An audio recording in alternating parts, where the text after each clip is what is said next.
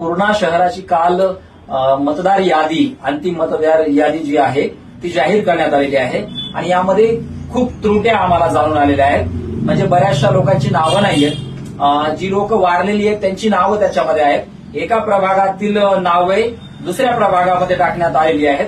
अशा बऱ्याचशा अडचणी या यादीमध्ये आहेत आणि ही अंतिम यादी म्हणून सांगितलं जाते.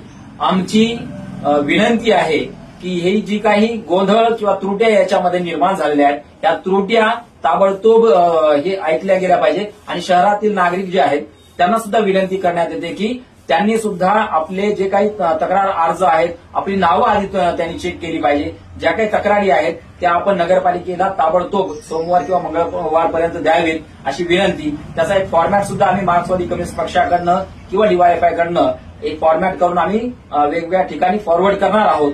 तर आपण सर्वांनी म्हणजे यामध्ये सहभाग घ्यावा आणि आपलं नाव ज्या ठिकाणी असायला पाहिजे त्या ठिकाणीच असलं पाहिजे. जिथं नावच नाही ते सुद्धा नाव या यादीमध्ये आलं पाहिजे. याची काळजी आपण सर्वांनी घेतली पाहिजे. लोकशाही जर जिवंत ठेवायची असेल तर मतदानाच्या माध्यमातून आपण ते करू शकतो आणि आपला मतदानाचा आणि लोकशाहीला जो अधिकार आहे तो हिरावून घेतला जात नाही ना, हे सुद्धा आपण पाहिलं पाहिजे.